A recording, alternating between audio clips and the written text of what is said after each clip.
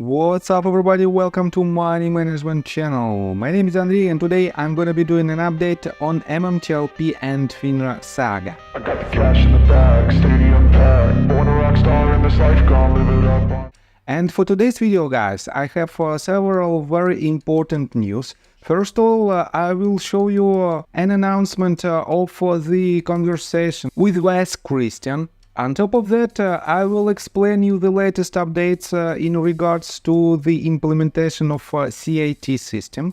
Then I will show you an investigation of community members in regards to the similar QSIP numbers of TRCH, former TRCH, and the actual one of actual companies. And at the end of this video, I will show you how other companies are solving at this very moment, guys. They are solving the illegal naked shorting problem.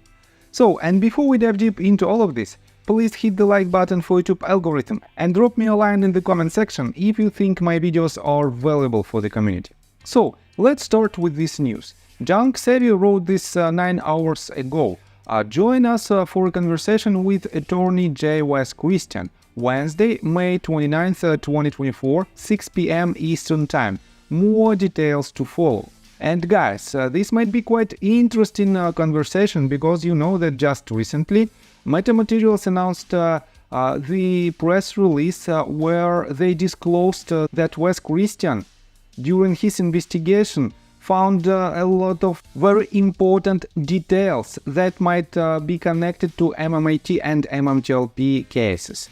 And definitely this update is extremely important and potentially useful for the community because Wes Christian has an extremely high proficiency level in this type of litigation and in this type of investigations.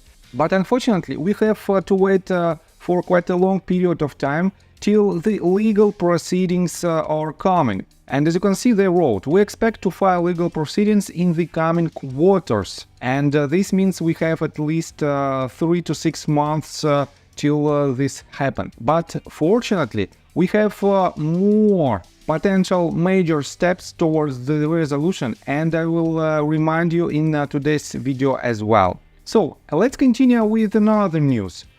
Here you can see some comments in regards to the CAT system implementation, and you know that just a couple of days ago it was a hearings in regards to this system, and here you can see that Anthony Valentine wrote this. What's the story with CAT? Some say it was shut down, and 100 MPH wrote, options and derivatives exchanges have a 2-year extension for now.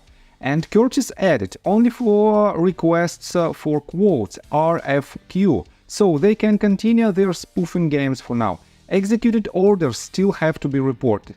And this is the most crucial part, that on the one hand, yes, we have the delay for 2 years, we have an extension for 2 years for options and derivatives exchanges. But at the same time, to be honest, nothing has changed, and all the broker-dealers has to file the documents in order to disclose their position. And Clark too wrote, very important difference, they still have to report every trade from what I understand, if I haven't missed any exemption floating around. And Curtis wrote, you haven't missed anything, check here daily. And he added this link, and this link leads us to the exemptive request letters, and here you can find the SEC granting exemptive relief related to responses to electronic RFIQs that was published on May the 20th. And if you dive deep into this report, you will find all the details in regards to CAT implementation. And the long story short, all broker-dealers have to report all their executed orders. And this is the crucial point of this statement.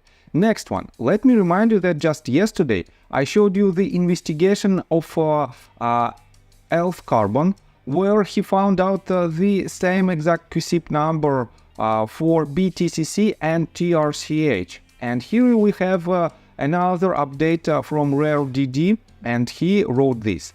Be honest, Benji. And by the way, Benji is one of the people who potentially might be involved in the process of this so-called coincidence of the QSIP number.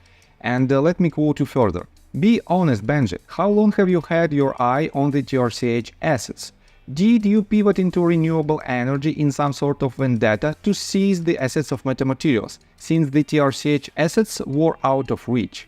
In your 9 years experience in mergers and acquisitions, have you employed the tactic of strategically placing board members within target companies?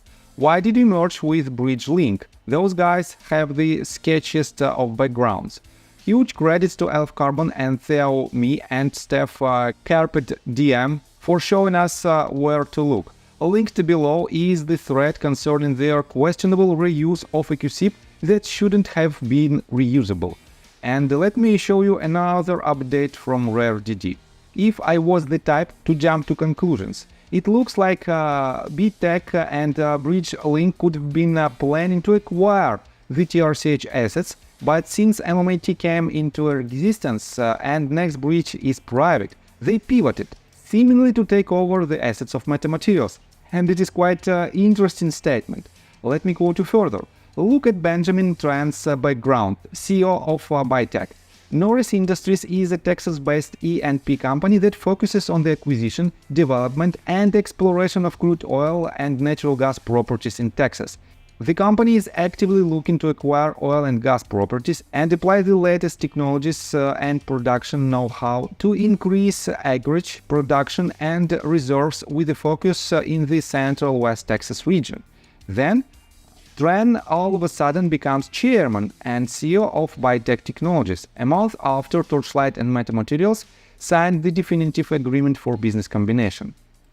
BTech Technologies Corporation is a global technology solution enabler dedicated to providing a suite of green energy solutions with an industry focus on data centers, commercial and residential utility, EV infrastructure and other renewable energy initiatives. BTech has been developing and evaluating the commercial viability of its EnvironTech, intelligent platform to resolve the exorbitantly high cost of electricity in several industries. BTech innovates energy technologies through research and development, planned acquisitions of other green energy technologies, and plans to become a grid balancing operator using battery energy storage system solutions to apply new green technologies in power plants as a technology enabler in the green energy sector. That's quite the pivot.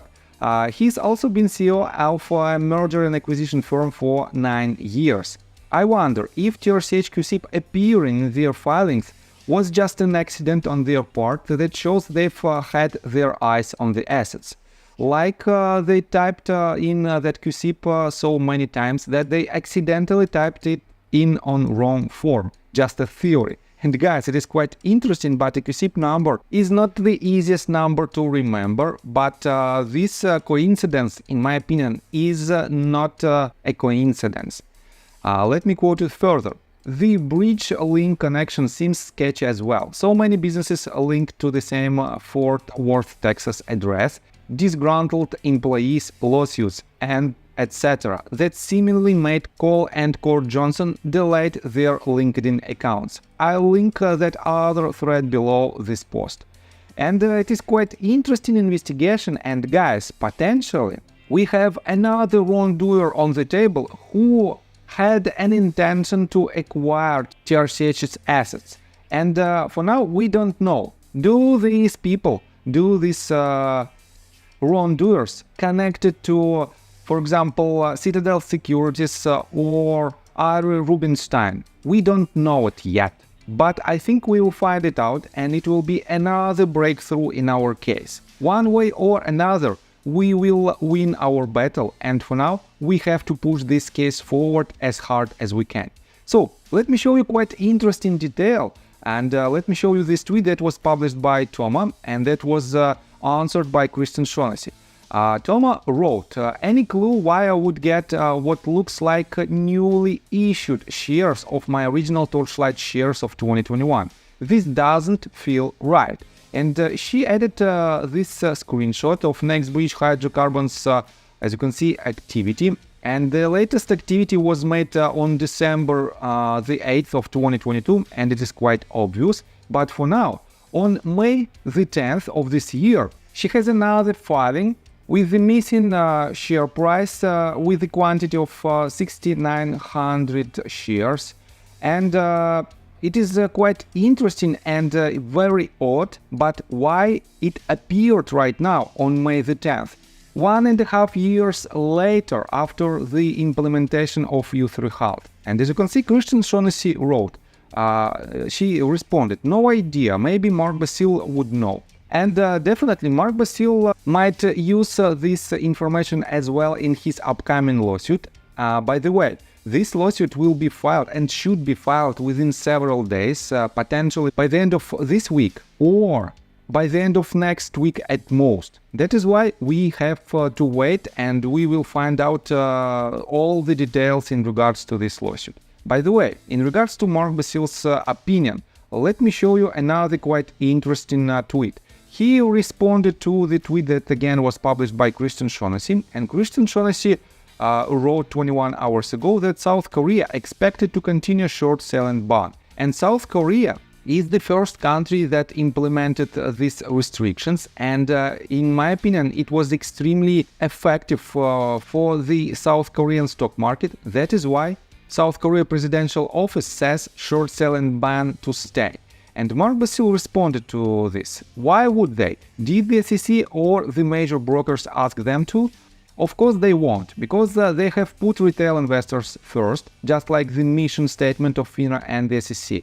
The US capital markets can be cleaned up literally in 30 days. South Korea did it. Other governments are making our public markets look like a new third world country. Fix it. And I completely agree with Mark's statement that the implementation of short selling ban and the restrictions for the wrongdoers in regards to this activity might literally solve this problem within next 30 days. But no one wants to do it, neither FINRA nor SEC, and that is why we have to change this system. And guys, let me show you another quite interesting and important update, in my opinion, in regards to the conflicts, potential conflicts that are appearing right now in the MMTLP community. Daniel Spears wrote this tweet just several hours ago in response to Mark Basile's statement that the lawsuit from Wes Christian might appear within upcoming quarters, and he added that's code for a long time. And Daniel Spears wrote, "This PR is a hogwash. Even Polycross knows it's a crock." Mark Basile commented what the PR said is code for a long time or never. Like always, a bunch of people attack him. Think about this with an open mind. He comes out to help the community and he is immediately beaten to a pulp. That says to me that the bad actors are doing their part to discredit anyone who might actually help us. They would have to shut that down immediately, right? I get it. It's tough to know who to trust. I tend to watch for the haters now. There's a very good chance they either are the bad guy or got sucked in by the bad guys. Their job is to discredit anyone who might help us get a resolution. It's time for this community to step back and really review all the members. If you don't know them in real life, you don't know them, period. On the flip side, if he really is an ambulance chaser, tell me exactly how that has hurt our community. Name one thing he does done to you personally. Not all cases are winning cases. So don't say, well, he lost that case in New York court. So what? Were you his client? Did you pay him? How exactly has what he said and done affected you personally? I'm listening. For the record, the people who will pummel this post are the very ones I'm telling this community to watch out for. Think for yourself. Question everything and everyone. Do we have a share count? No. Do we have the blue sheets? No. Have we had resolution? No. Then it's time to stop following the parade that keeps everyone doing busy work with no resolution. Think for yourself. And I completely agree with this statement, guys. If we have any chances to solve this problem one way or another, we should use both cases, we should use both paths in order to achieve our major goal.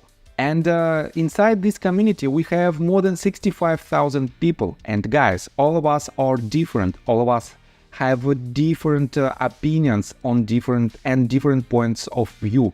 But we have one goal, one major goal for all of us, and that is why we have to unite no matter what. And this is the major path to the resolution. And guys, let me tell you my personal story. I have a wife and 2 children aged 11 and 15, as well as a small dog. After 30 years of living in Russia near the Baikal Lake, we decided to move. Now we reside in Serbia. Although I don't own any MMTLP shares, I invest a lot of time creating daily MMTLP videos. I have been doing this every day without days off and holidays for more than 1.5 years. Now I wish to buy back this time from my family, from my children. We've agreed that I will ask the MMTLP community to support me, and I will give all the money to the children. Therefore, if you believe that I am providing useful content for you and wish to support me, you can join my Patreon account. For $5 a month, I will add your name to my list of supporters if you wish. Thank you in advance. The link you can find in the description below. So, I think that's all information that I want to provide you. If you like my video, please hit the like button and subscribe to my channel. And see you guys and girls next time. Bye! I got the cash in the bag, stadium